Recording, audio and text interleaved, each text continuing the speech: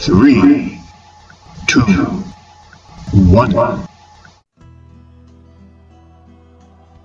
Long before European ships ever dreamed of crossing the Atlantic, a great city thrived along the Mississippi River.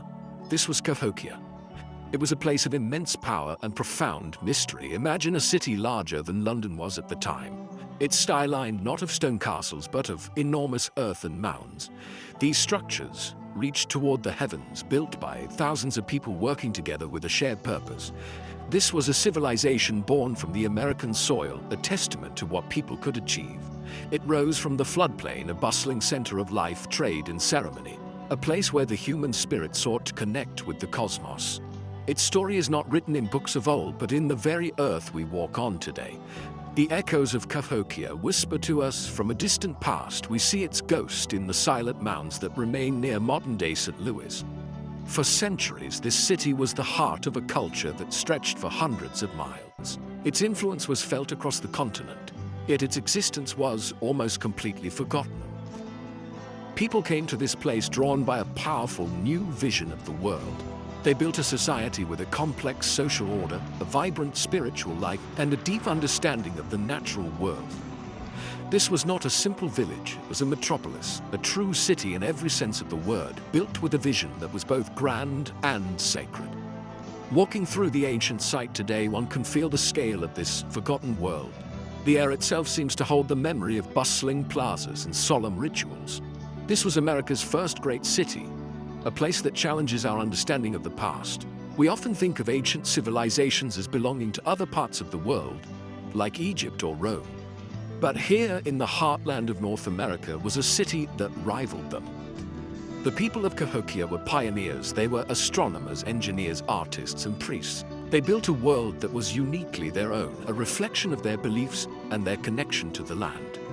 The mystery of Cahokia is not just in its size, but in its sudden appearance. Around the year 1050 AD, something incredible happened. People from all over the region came together and began to build this city at an astonishing pace.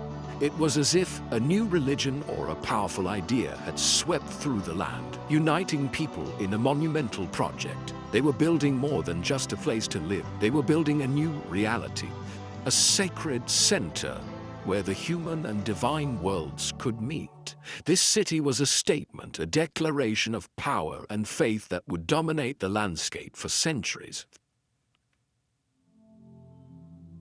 The people of Cahokia were master builders. They did not work with stone or metal, but with the earth itself. Basket by basket, they moved millions of cubic feet of soil to construct over 100 mounds. Each mound was a deliberate act of creation, carefully planned and executed. The largest of these, now called Monk's Mound, is a colossal structure. It rises in 4 terraces to a height of 100 feet, covering more than 14 acres at its base. This was not just a pile of dirt, it was a man-made mountain. On its summit stood a great building, perhaps the home of a powerful leader or a sacred temple, from which the entire city could be seen. These mounds were more than just impressive structures. They were the heart of the city's social and spiritual life. They were arranged around large, open plazas where thousands of people could gather for markets, games, and ceremonies. The city was designed with a clear purpose. It was laid out according to a cosmological plan aligned with the movements of the sun and stars. The mounds served as platforms for the homes of the elite, separating them from the common people below. This physical separation reinforced the social hierarchy. It showed everyone their place in the grand order of the universe as the Cahokians understood it.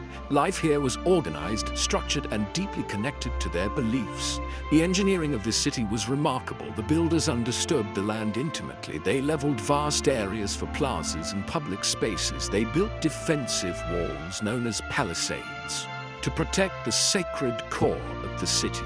These walls were rebuilt several times, suggesting a need for defense and a community determined to protect its center. Beyond the mounds, they managed the landscape for farming, ensuring a steady supply of food for the dense urban population. This was a society that knew how to organize labor on a massive scale. They transformed the natural floodplain into a landscape that was both practical and profoundly symbolic. Even the placement of the city was significant. Cahokia is located in an area known as the American Bottom, a wide and fertile floodplain. This land provided rich soil for agriculture, especially for the cultivation of maize, which was the foundation of their diet and economy. The nearby Mississippi River and its tributaries were highways for trade and communication connecting Cahokia to distant communities. The Cahokians did not just live on the land, they co-created their world with it. They saw the earth not as something to be conquered, but as a living partner in their cosmic drama, a stage for their civilization to unfold. Cahokia was not an isolated city. It was the powerful center of a vast network that connected people across North America. Evidence of its influence is found hundreds of miles away. Materials like copper from the Great Lakes, seashells from the Gulf of Mexico, and mica from the Appalachian Mountains were brought to Cahokia. These were not just items of trade, they were sacred materials used in rituals and to create objects of power for the city's elite. This trade network shows that Cahokia was a dominant force, a cultural and economic capital whose reach was extensive. It was a place where different cultures met, exchanged goods, and shared ideas. The society within Cahokia was highly organized and stratified. At the top was a powerful ruling class, likely a line of chiefs who held both political and religious authority. These leaders lived atop the highest mounds, physically closer to the sky gods. Their homes were larger and their burials were far more elaborate than those of ordinary people. One famous burial at a site known as Mound 72 reveals the extent of this hierarchy.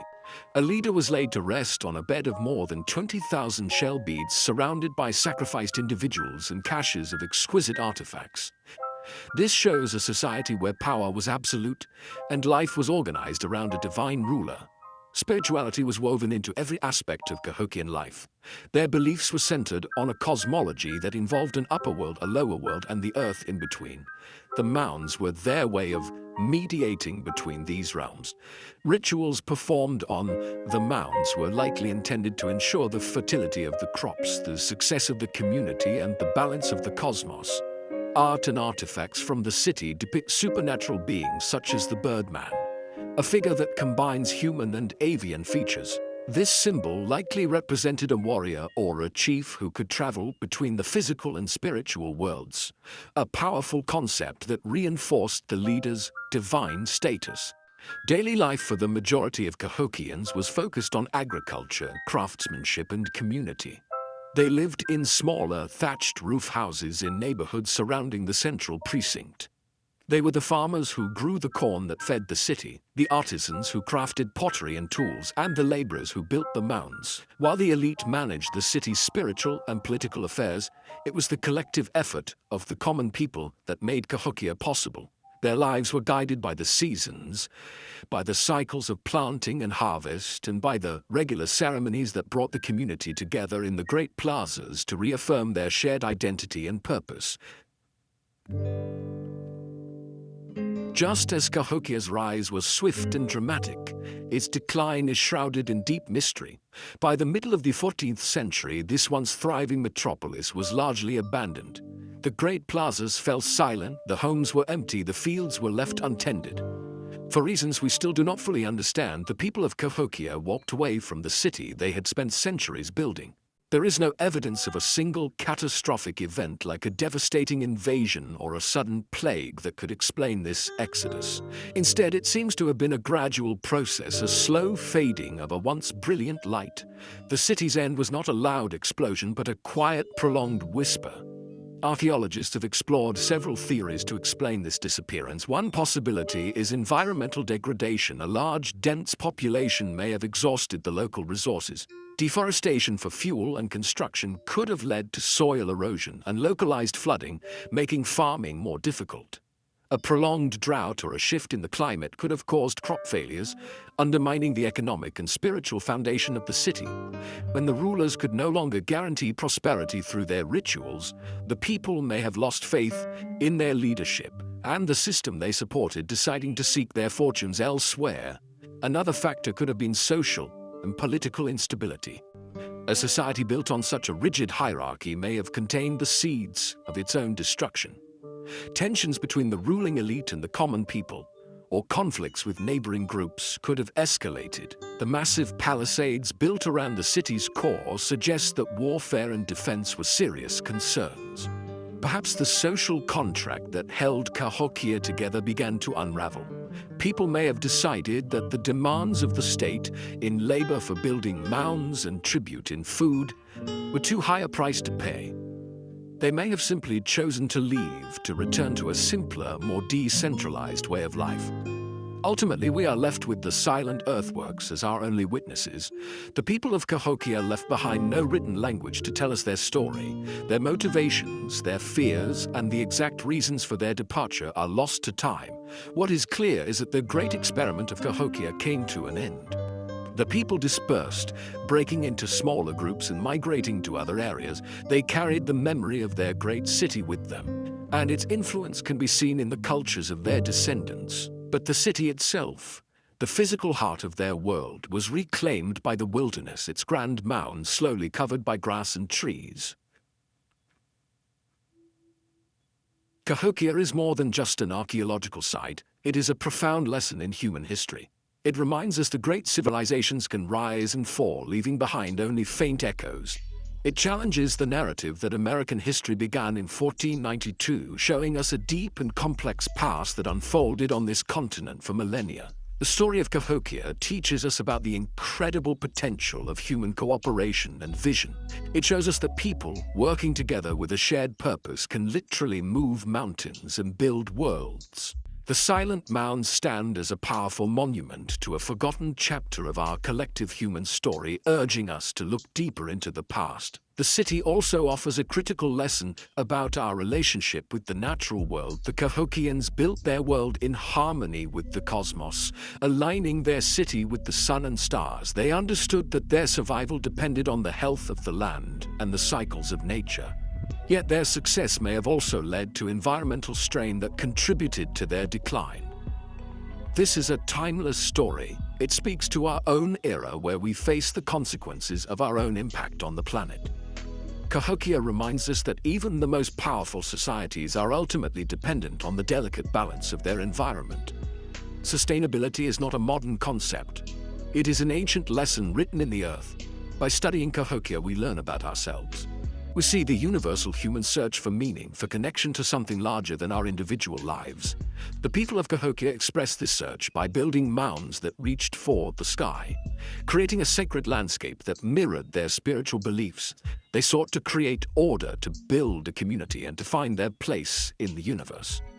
This same impulse drives us today, though we express it in different ways. We build skyscrapers instead of mounds, but the desire to create, to belong, and to leave a lasting mark on the world remains a fundamental part of the human experience.